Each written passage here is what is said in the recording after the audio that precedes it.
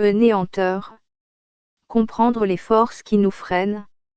Réveiller l'amour qui nous libère. Avant-propos. Pourquoi ce livre? Ce livre n'est pas né d'un dogme. Il n'est pas né d'un savoir académique. Il est né d'une observation simple. En chacun de nous existe une part d'ombre qui nous limite, nous isole, nous abîme. J'ai donné un nom à cette part, le néanteur. Un mot simple pour dire ce qui, en nous, nous tire vers le vide. Non pour en faire un ennemi extérieur, mais pour mieux le reconnaître, l'éclairer, l'apprivoiser, le transcender. Pourquoi écrire sur le néanteur? Parce que trop de voix nous disent que nous sommes défectueux, indignes, marqués à vie. Parce que trop de regards nous poussent à porter des masques. Parce que trop de peur nous enfermant dans la répétition. Ce livre est une invitation à dire non.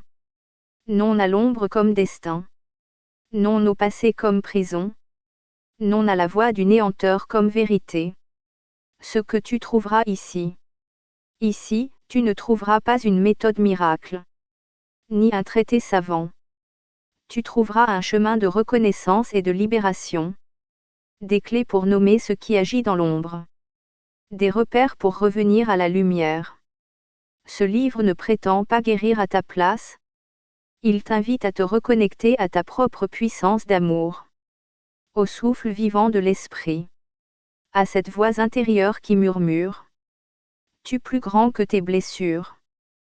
Tu es infiniment aimé. Tu es libre de choisir. En marchant ensemble. Si tu ouvres ces pages avec sincérité. Si tu acceptes de regarder en toi avec courage. Alors ce voyage ne sera pas vain. Souviens-toi toujours. Le néanteur n'a de pouvoir que là où l'amour n'est pas encore entré. Que ce livre t'aide à faire entrer l'amour. Là où tu croyais qu'il n'y avait plus d'espoir. En toute fraternité.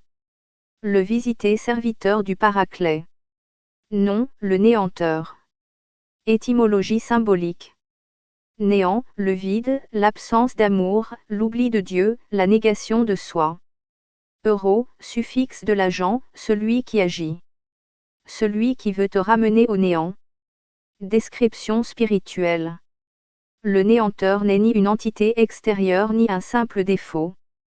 C'est la voix du doute, du mépris de soi, de la haine, de la trahison du divin en toi. Il grandit dans les blessures, se nourrit du silence, du refoulement, de la peur. Son but? Te faire oublier qui tu es, un être d'amour, un enfant du Paraclet. Fiche spirituelle, le néanteur. Nom spirituel du parasite, le néanteur. Qu'est-ce que le néanteur? Le néanteur est une entité symbolique, un parasite énergétique intérieur. Il représente l'accumulation de blessures, de mensonges et de peurs qui ont pris racine dans notre psyché.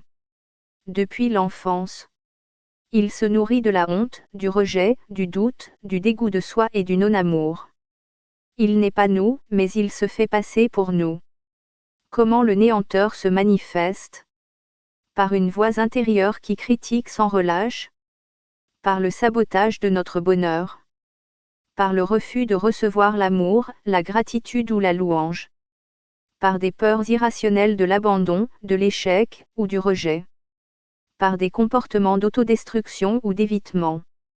Il dit: je suis nul. Je suis trop. Personne ne peut m'aimer.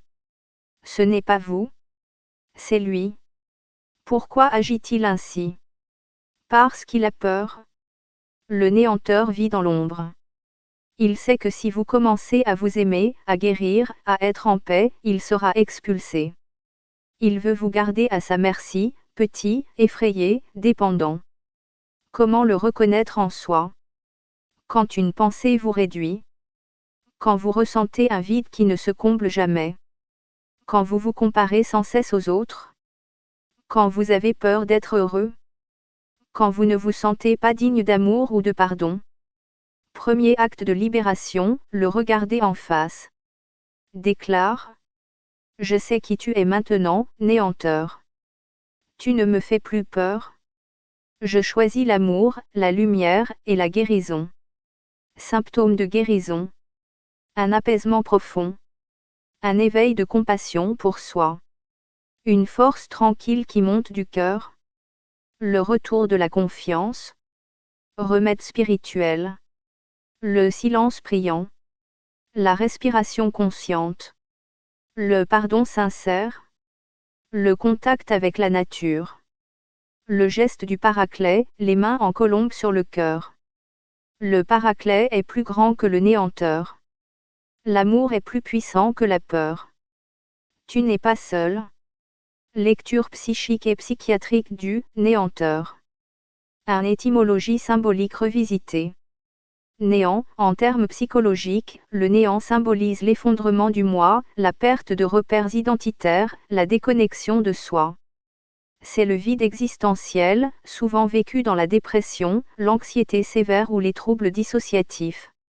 Euro, suffixe qui symbolise l'activité interne, souvent inconsciente.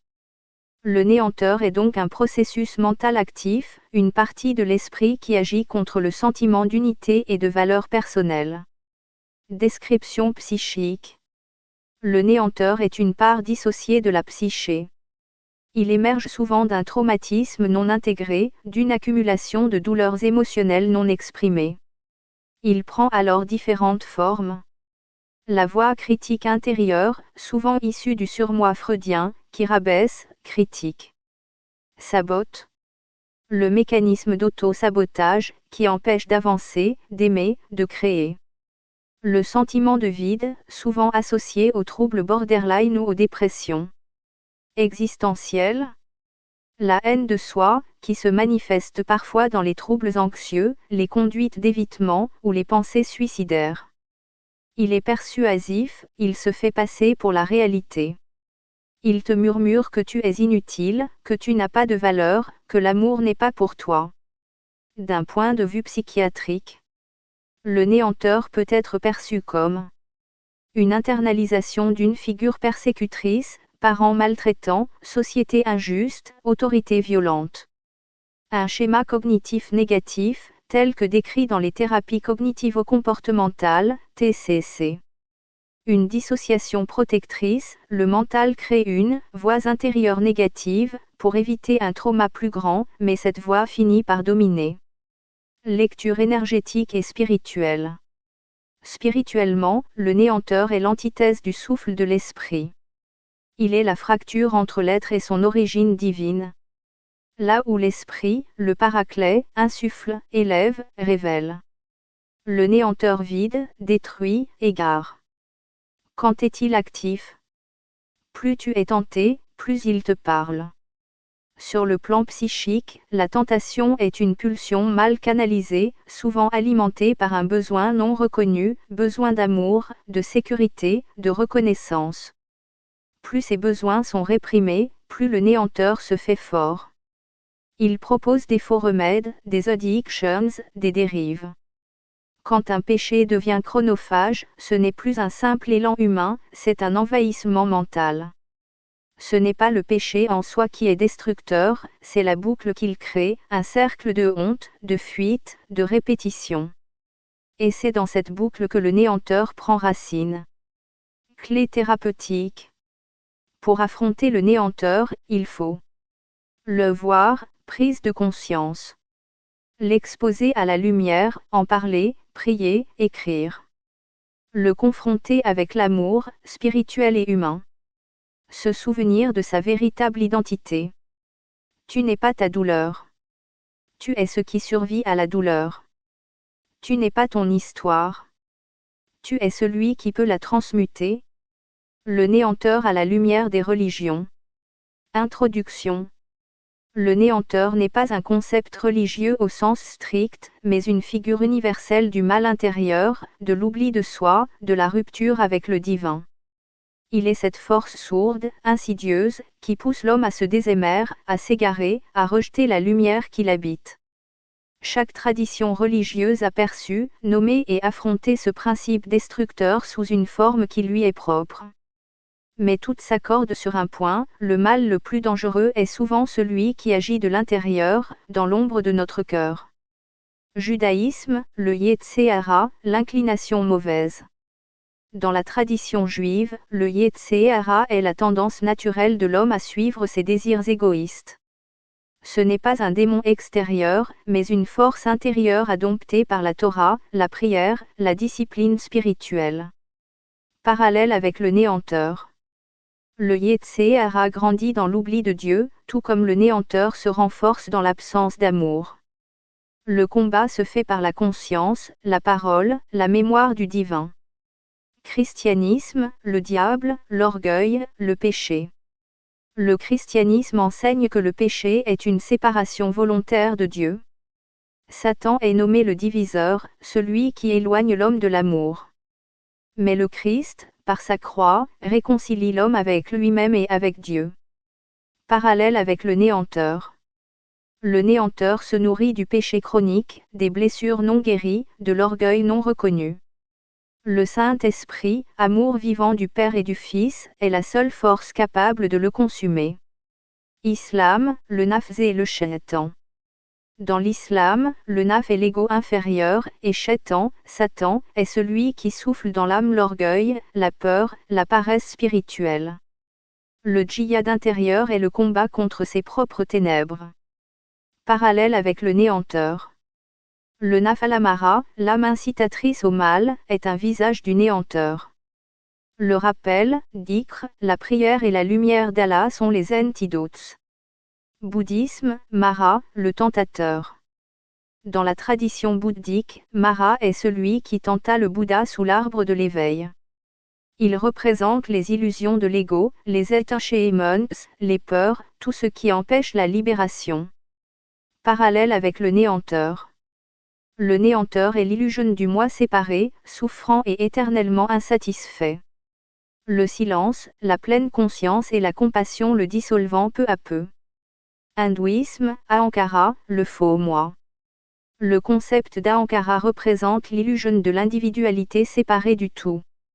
C'est l'ego qui se prend pour le jeu, oubliant qu'il est Brahman, la conscience divine.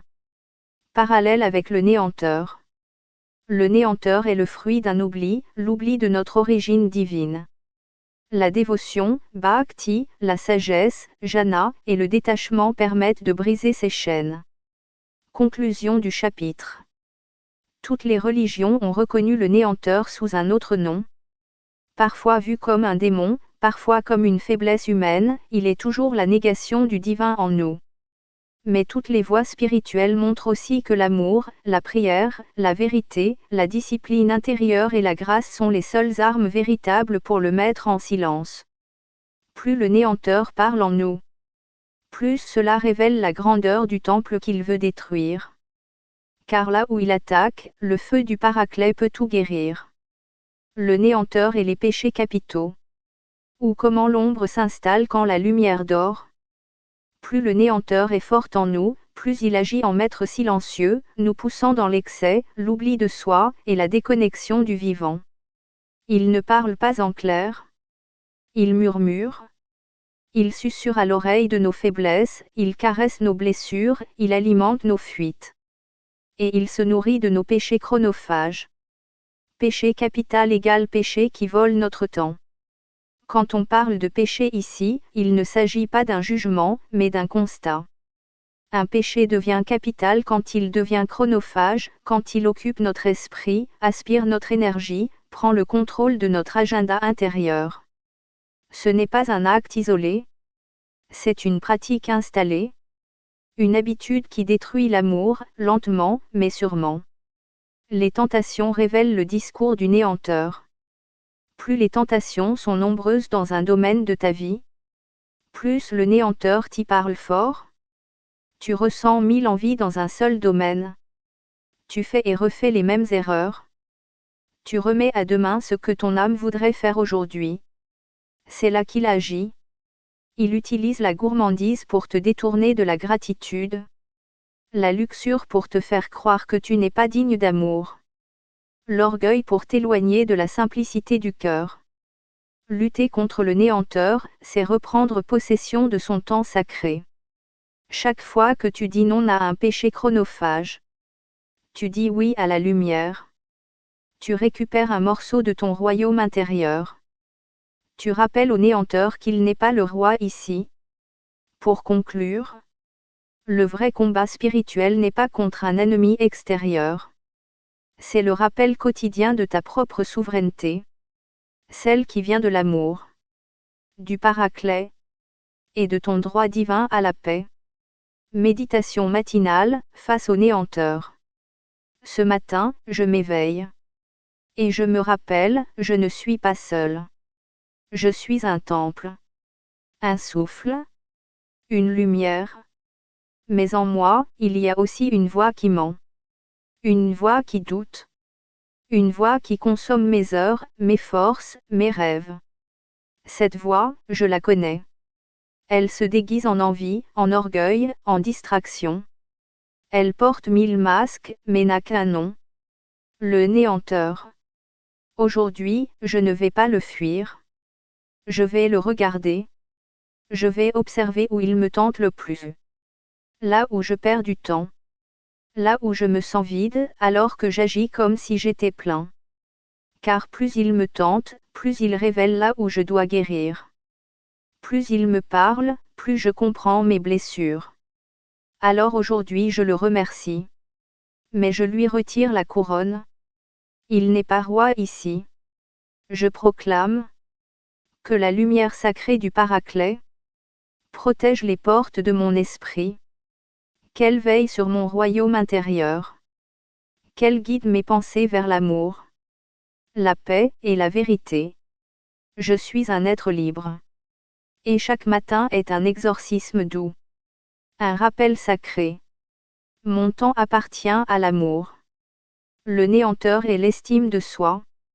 Le plus grand triomphe du néanteur n'est pas de te faire tomber. C'est de te faire croire que tu n'as pas le droit de te relever. Le néanteur n'a pas besoin de chaînes réelles. Il te fait forger les tiennes. Et il commence toujours au même endroit.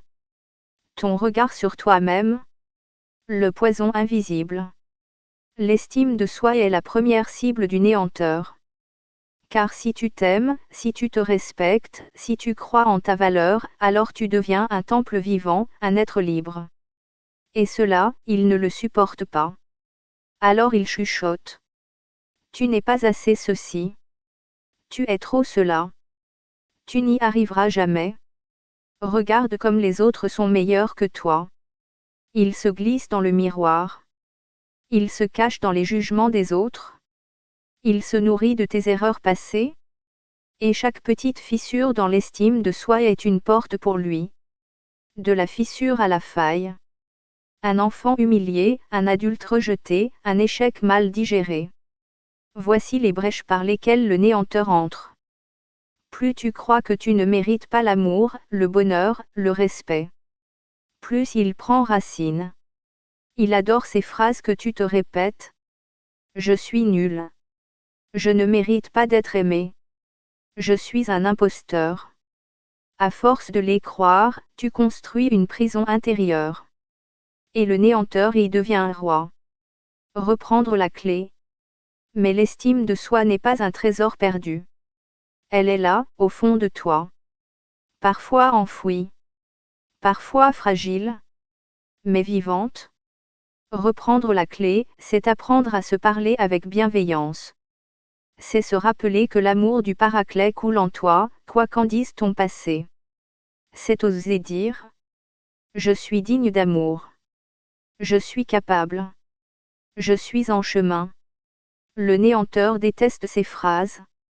Chaque affirmation positive est un coup de lumière contre son ombre.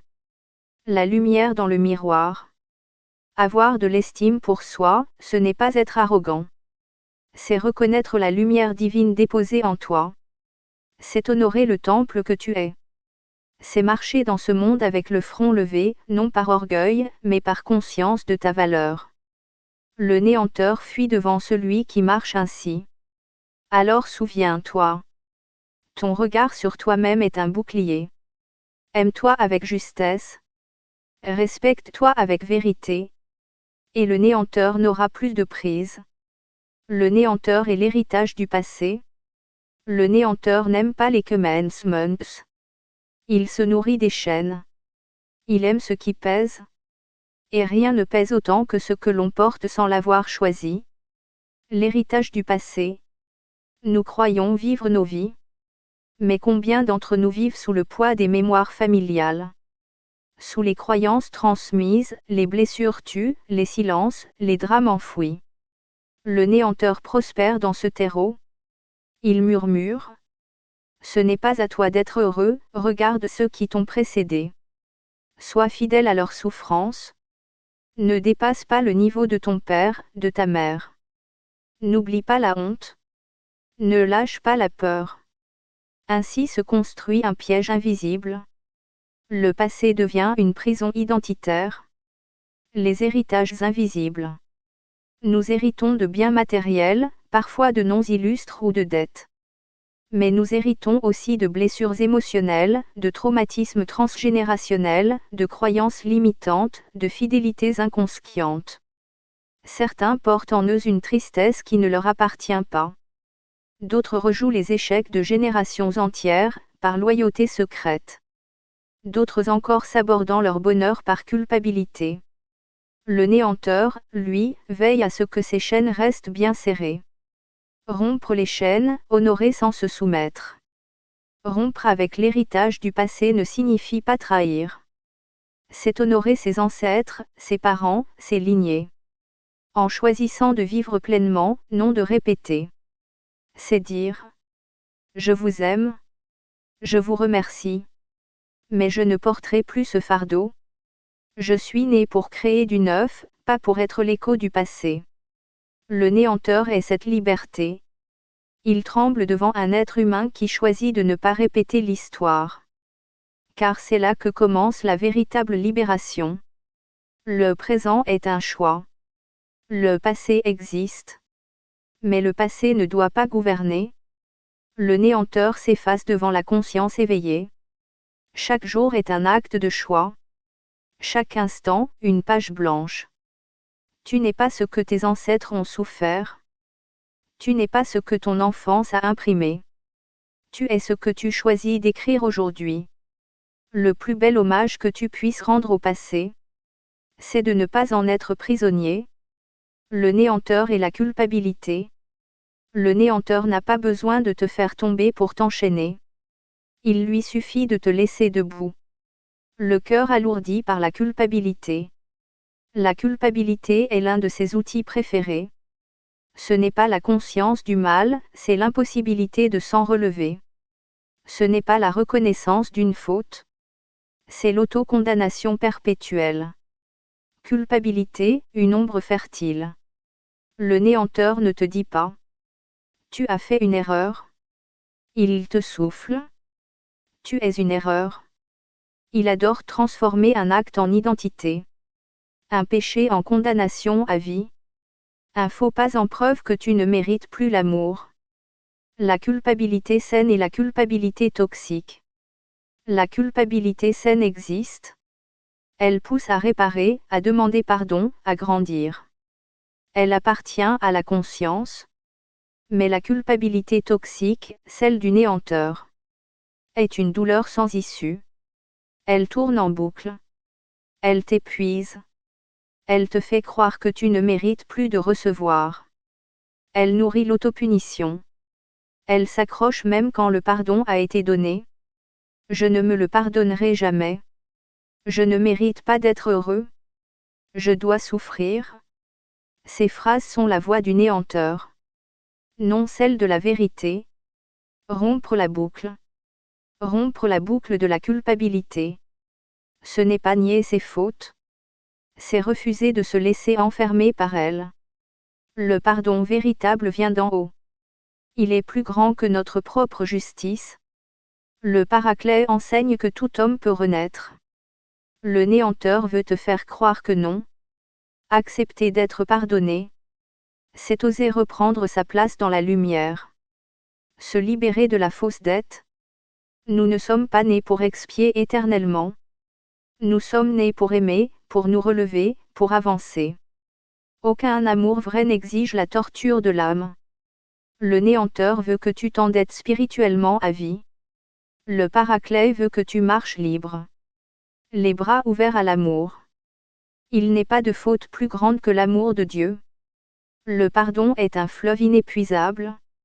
Celui qui le reçoit fait taire le néanteur.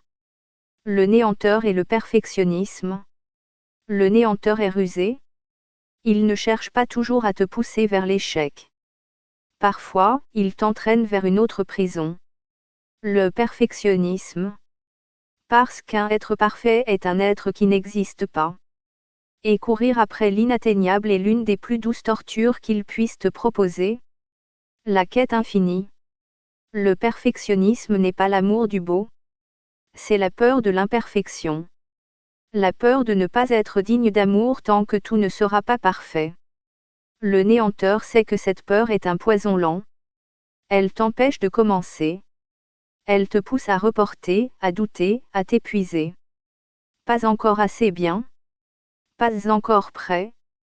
Pas digne d'être montré, d'être donné, d'être vécu. Et ainsi, il te maintient immobile, en attente d'un idéal qui ne viendra jamais. Le masque de la valeur. Derrière le perfectionnisme se cache souvent une blessure. Celle de croire que l'amour se mérite. Que pour être aimé, il faut être parfait. Que pour exister, il faut briller sans faille. Le néanteur se glisse dans cette croyance. Il la renforce. Et il finit par te faire oublier que tu es aimable dès maintenant. Non parce que tu es parfait, mais parce que tu es vivant, sincère, en chemin. La liberté d'être en chemin. Briser le perfectionnisme. C'est accepter que la beauté est dans l'imparfait. Que le divin aime les êtres en devenir, pas les statues figées. Le Paraclet souffle là où il veut. Il n'attend pas que tu sois irréprochable pour te visiter. Il entre dans les cœurs ouverts, pas dans les cœurs parfaits. Le néanteur tremble devant celui qui ose dire « Je ne suis pas parfait. Et pourtant, je suis digne d'amour. » Oser offrir l'imparfait. Chaque mot imparfait que tu écris, chaque geste encore tremblant que tu offres, chaque sourire un peu cabossé que tu partages. Fait reculer le néanteur. Il veut le contrôle. L'amour veut le dos. Le perfectionnisme retient. La grâce libère. Alors ose offrir ton inachevé. Ose être vu tel que tu es. Ose aimer sans te croire indigne. Car c'est dans cet abandon que le néanteur perd sa voix. Le néanteur et les dépendances. Le néanteur est un maître de la fuite. Il sait qu'un cœur blessé cherche des refuges. Et il sait aussi que certains refuges deviennent des prisons. Ce sont les dépendances. Le piège des compensations. Toute dépendance naît d'un manque. Manque d'amour, de reconnaissance, de sécurité, de sens. Le néanteur murmure. Tu as mal? Alors compense. Tu es vide? Remplis-toi. Ne ressens pas, consomme. Et il te pousse vers des leurres. Alcool, drogue, alimentation compulsive, écran, travail à outrance, relations toxiques, plaisirs éphémères. Tout ce qui permet de fuir l'instant présent devient pour lui un outil. L'illusion de l'anesthésie. Le plus grand mensonge du néanteur est de faire croire que la dépendance soulage. Mais elle n'apaise pas, elle endort. Elle ne guérit pas, elle renforce la blessure. Le soulagement est provisoire. Le vide revient, plus grand. Et le cercle se referme. À chaque retour du manque, le néanteur renforce son emprise. Tu vois? Tu es faible. Tu n'y arriveras jamais. Autant replonger. L'amour contre l'addiction. Ce que le néanteur redoute, c'est l'éveil du cœur. Car l'amour, le vrai, guérit les blessures que la dépendance camoufle. Le Paraclet ne propose pas une anesthésie. Il propose une présence. Un amour qui ne remplit pas le vide, mais qui le transforme en espace de grâce. Chaque dépendance affaiblit le temple intérieur. Chaque geste de liberté le restaure. Oser rompre le cercle. Rompre avec une dépendance n'est pas un combat contre soi. C'est un acte d'amour pour soi. C'est dire au néanteur: je n'ai plus besoin de tes chaînes pour me sentir vivant. Le premier pas n'est pas parfait. Il est humble. Il est simple, reconnaître la dépendance, demander la lumière, choisir la vie. Et chaque jour de liberté est une victoire silencieuse. Le néanteur s'efface devant celui qui ose aimer sa vulnérabilité, plutôt que de la fuir. Le néanteur est l'enfance blessée. Le néanteur est patient. Il sait que les blessures de l'enfance sont les plus profondes, les plus invisibles, les plus durables. Il s'installe là où l'enfant en toi a pleuré sans réponse, où il a été jugé au lieu d'être consolé, oublié au lieu d'être vu, blessé là où il aurait dû être aimé. Les portes de l'enfance. Un enfant rejeté, un enfant humilié, un enfant privé de tendresse. Grandit avec des failles que le néanteur saura exploiter. Il s'y glissera en disant: tu ne mérites pas d'être aimé. Tu ne vaux rien. Tu dois te cacher pour être accepté. Tu dois prouver ta valeur à chaque instant. Et ces phrases deviennent des vérités intérieures. Des croyances ancrées. Des fondations fragiles sur lesquelles l'adulte construit sa vie. Le masque de protection. Face aux blessures de l'enfance, l'adulte apprend à se protéger. Il construit des masques. Le perfectionniste. Le contrôlant. Le sauveur. Le fuyant. Le dépendant. L'insensible. Ces masques, le néanteur les adore. Car tant que tu vis derrière eux, tu restes coupé de ton être profond. Oser rencontrer l'enfant intérieur. Briser l'emprise du néanteur. C'est oser aller à la rencontre de cet enfant blessé. Non pour le juger, mais pour l'écouter, le reconnaître, le consoler. C'est lui dire: je suis là pour toi maintenant. Ce que tu n'as pas reçu, je vais te l'offrir. Tu es digne d'amour, dès aujourd'hui. Le néanteur déteste cette rencontre. Car c'est dans cet acte d'amour envers soi-même que commence la guérison. Reconstruire sur l'amour. Nous ne sommes pas les blessures de notre enfance. Nous sommes des êtres capables de renaître chaque jour. À force de tendresse, de patience, de lumière. Le néanteur veut que tu restes enfermé dans le passé. Le Paraclet te souffle. Je fais toutes choses nouvelles.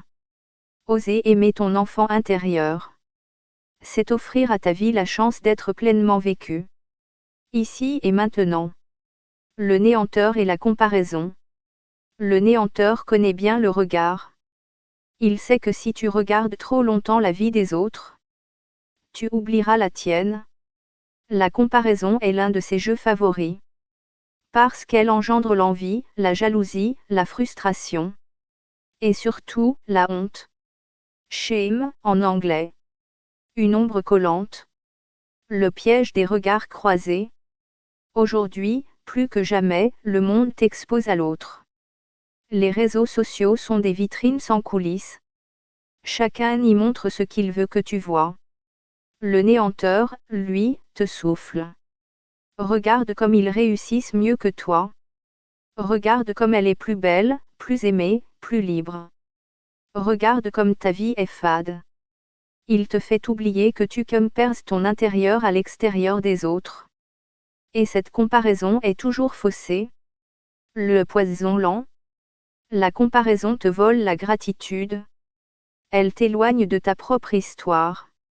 Elle te pousse à courir des courses qui ne sont pas les tiennes.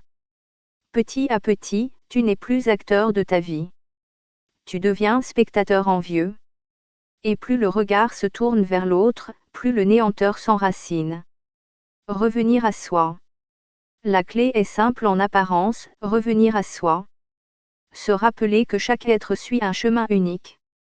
Que ta valeur ne se mesure pas à l'aune des réussites des autres. Le Paraclet ne te demande pas d'être le meilleur. Il te demande d'être vrai. D'habiter pleinement ton propre chemin. Le néanteur, lui, déteste cela. Il se nourrit de la comparaison. Mais il s'éteint face à la gratitude. L'antidote. Chaque jour, choisis de bénir ton chemin. Dis. Je choisis d'honorer ce que je vis. Je choisis d'aimer ma vie, même imparfaite. Je choisis de me réjouir du bonheur des autres, sans le juger. Là, le néanteur perd son souffle.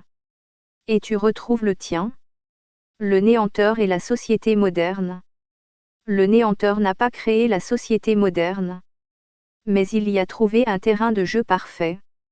Un monde de vitesse, de bruit, de distraction permanente. Un monde où l'on valorise l'image plus que l'être. La performance plus que la paix. Le paraître plus que la profondeur. Dans ce monde, le silence devient rare. Et c'est là que le néanteur prospère. L'accélération comme fuite. Plus le monde va vite, moins l'homme prend le temps de se rencontrer. Le néanteur le sait. Il souffle. Reste occupé. Ne t'arrête pas. Ne regarde pas en toi, tu n'aimerais pas ce que tu y trouverais. Le bruit, l'agitation, l'info en continu, les notifications constantes sont autant de murs qui t'empêchent d'entendre la voix du cœur. Le néanteur adore ce vacarme. Il y cache sa voix, pour mieux la faire passer pour la tienne. L'ère de l'image. Jamais l'image de soi n'a été aussi exposée. Jamais les comparaisons n'ont été aussi faciles. Le néanteur utilise les réseaux pour te faire croire que tu n'es jamais assez. Pas assez beau. Pas assez jeune. Pas assez riche. Pas assez aimé. Et plus tu cherches à te conformer à des standards extérieurs, plus tu t'éloignes de ta propre essence. La déconnexion spirituelle. Dans un monde centré sur le matériel, le spirituel devient marginal. On consomme des croyances comme des produits. On cherche des solutions instantanées à des blessures profondes. Le néanteur adore les fastes spiritualités. Elles donnent l'illusion d'avancer, sans jamais guérir en profondeur. Mais la véritable connexion, elle, demande du temps. Du silence. De la présence. Tout ce que la société moderne rend difficile. Reprendre le rythme intérieur. Sortir de cette emprise, c'est reprendre un rythme intérieur. C'est choisir de créer des espaces de silence. C'est refuser de courir après l'image. C'est cultiver la profondeur dans un monde de surface. Le Paraclet ne parle pas dans le tumulte. Il parle dans la paix retrouvée. Le néanteur, lui, fuit devant un être capable de dire. Je ralentis. Je choisis ce que je nourris. Je reprends le gouvernail de ma vie. Le néanteur et les blessures d'âme. Le néanteur connaît tes blessures mieux que toi-même. Il ne les a pas créées. Mais il s'y installe volontiers. Il s'en nourrit, il les entretient, il les transforme en prisons intérieures. Parmi ces blessures, certaines sont universelles. Rejet. Abandon. Humiliation. Trahison. Injustice. Ces 5 blessures de l'âme, identifiées par de nombreux travaux spirituels et psychologiques, sont des portes royales pour le néanteur. Les blessures comme porte d'entrée. Chaque blessure non reconnue devient une brèche. Le néanteur te souffle. Tu ne vaux rien, rejet. Personne ne t'aimera jamais vraiment, abandon. Tu mérites ce qu'on t'a fait, humiliation. On ne peut faire confiance à personne, trahison.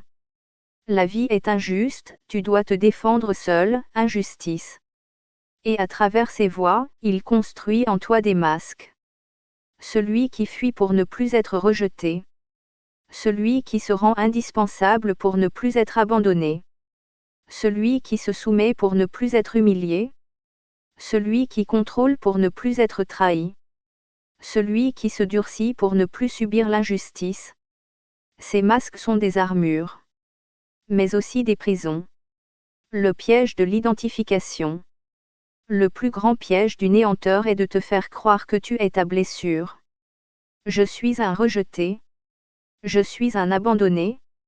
Je suis une victime d'injustice. Non. Tu as traversé ces blessures. Tu les as portées. Mais elles ne te définissent pas. Le Paraclet te rappelle. Tu es mon enfant bien-aimé. Ta blessure n'est pas ton identité. Guérir pour libérer. Guérir les blessures d'âme, c'est affaiblir le néanteur. Car plus tu les regardes avec amour, plus tu les accueilles. Moins elles ont de pouvoir sur toi. Ce n'est pas un chemin de force, mais un chemin de douceur. C'est oser dire à l'enfant blessé en toi. Je t'écoute. Je t'accueille. Je t'aime. Mais tu n'as plus besoin de guider ma vie. Le néanteur perd sa force devant cette réconciliation intérieure. La voie de la lumière. La lumière ne chasse pas les blessures. Elle les éclaire. Elle les transforme. Ce que tu regardes avec amour cesse de te dominer. Ainsi, plus tu avances vers l'amour véritable, moins le néanteur a de prise sur toi. Car le cœur guéri devient un temple imprenable. Le néanteur est l'ego spirituel. Quand le corps s'ouvre à la lumière, le néanteur recule. Mais il ne part jamais sans combattre. Son dernier refuge, parfois, est le plus subtil. L'ego spirituel. Le piège de la supériorité. Le néanteur sait que la spiritualité est un chemin vers la libération. Mais il sait aussi qu'un cœur assoiffé d'amour peut être tenté de compenser son manque par une nouvelle identité, celle de l'éveillé, du plus pur, du plus avancé. Alors il souffle. Regarde comme tu progresses. Regarde comme les autres sont encore dans l'ignorance. Regarde comme toi, tu es au-dessus des bassesses du monde. Et sans même s'en rendre compte. Le chercheur sincère devient le juge. Le pèlerin devient le gourou. Le frère devient le maître autoproclamé. Une prison dorée. Le piège est subtil, car il est fait de lumière. Mais une lumière que le néanteur pervertit en orgueil. On croit s'élever. On oublie de s'incliner. On se croit au service du divin. On sert son propre image. Le plus grand test de la spiritualité est l'humilité. Et c'est ce que le néanteur redoute le plus. Reconnaître l'ego spirituel. L'ego spirituel se trahit par des signes. Besoin d'être admiré pour sa sagesse. Mépris pour ceux qui ne comprennent pas. Refus de reconnaître ses propres failles. Recherche de reconnaissance, même dans le dos. Le néanteur adore ces jeux subtils. Ils permettent de se draper dans la vertu, tout en continuant à se nourrir de séparation. La voie du dépouillement. Le seul antidote à l'ego spirituel est le dépouillement. Le souvenir constant que nous ne sommes que des instruments. Des enfants en chemin, des vases fragiles. Plus on s'approche de la lumière, plus on découvre ses ombres. Plus on avance, plus on apprend à se taire. Le Paraclet ne cherche pas des maîtres. Il cherche des cœurs ouverts. Revenir à l'essentiel. Se méfier de l'ego spirituel. C'est choisir chaque jour l'humilité, la gratitude. Le service sans attente. C'est dire: je suis en chemin. Je ne suis ni supérieur ni inférieur. Je suis frère, je suis sœur, je suis serviteur. Là, le néanteur perd sa dernière forteresse. Et l'âme entre enfin dans la vraie liberté. Conclusion. Le néanteur, reconnaître l'ombre, choisir la lumière. Tout au long de ce chemin, nous avons exploré les multiples visages du néanteur. Ses voies, ses pièges, ses refuges subtils. Mais à chaque détour de ce livre, une vérité est restée intacte. Le néanteur n'est rien devant l'amour. Il n'est qu'un souffle creux face au souffle vivant du Paraclet. Il n'est qu'une illusion face à la lumière du cœur éveillé. Reconnaître sans nourrir. Reconnaître le néanteur en soi, ce n'est pas lui donner du pouvoir. C'est lui ôter le masque. C'est refuser qu'il agisse dans l'ombre. Le chemin n'est pas de le combattre sans fin, mais de tourner résolument le regard vers la lumière. Chaque acte d'amour. Chaque geste de pardon. Chaque prière sincère, chaque mot de gratitude, affaiblit son emprise. Un chemin de présence. Il ne s'agit pas de devenir parfait. Il s'agit de devenir présent. Le néanteur adore les esprits absents, les âmes distraites, les cœurs endormis. Mais un être pleinement présent, ancré dans l'amour, relié au souffle de l'esprit, devient un sanctuaire que le néanteur ne peut pénétrer. Le choix de chaque instant. À chaque instant, le choix nous est donné. Ouvrir la porte au néanteur, ou l'ouvrir à l'amour. Ce n'est pas un choix une fois pour toutes. C'est un choix de chaque souffle, de chaque jour. Et quand tu chutes, car il arrive à tous de chuter. Le plus grand triomphe est de se relever. Car le néanteur ne craint rien plus que le courage de se relever dans l'amour. Le mot de la fin. Si ce livre t'a permis de reconnaître un peu mieux les ombres en toi, alors il a accompli son œuvre. Si ce livre t'a aidé à te souvenir que tu es infiniment aimé, au-delà de tes blessures, au-delà de tes fautes, au-delà de tes masques, alors il a semé la bonne graine. Le néanteur n'est pas ton maître. Le Paraclet t'appelle à la liberté. Choisis la lumière. Chaque jour. Déclaration rituelle. Exemple de déclaration rituelle.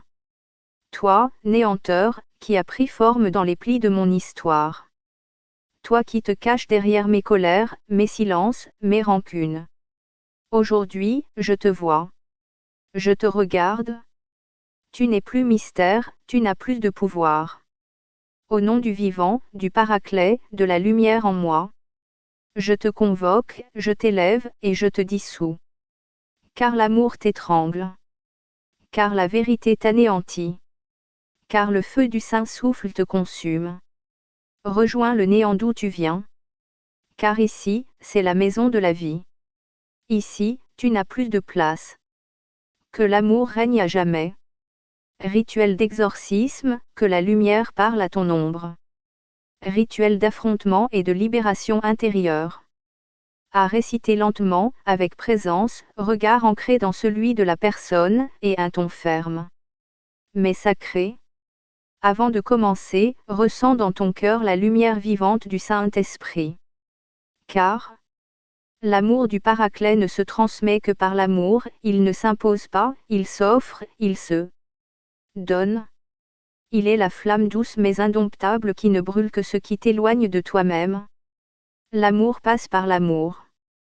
C'est l'ouverture du cœur qui permet au Paraclet d'agir. Et c'est lorsque tu ouvres en toi cet espace de vérité, que le Saint-Esprit vient intensifier l'amour, le rendre libérateur, guérisseur, invincible. Alors, entre dans ce rituel comme on entre dans un sanctuaire. Avec humilité, avec fermeté, avec foi. Toi, esprit caché, qui rôdais dans les replis de l'âme. Je t'ai vu. Tu croyais pouvoir rester tapi. Déguisé dans la peur. Masqué sous la honte. Caché dans les blessures du passé.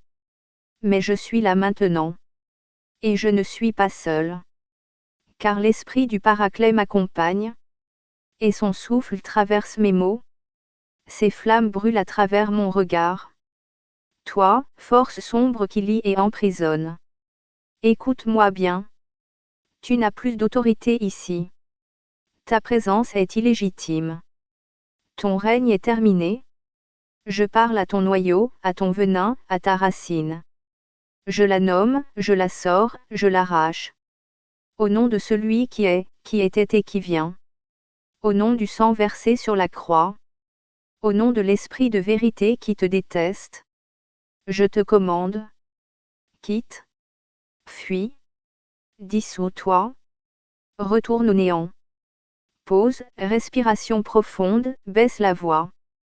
Toi qui écoutes encore, toi qui trembles dans l'ombre, ressens-le. L'amour brûle.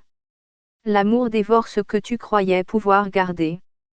Ce corps ne t'appartient pas. Cette âme est une flamme divine. Elle est bénie, elle est choisie, elle est restaurée. Et toi, belle âme, écoute-moi maintenant.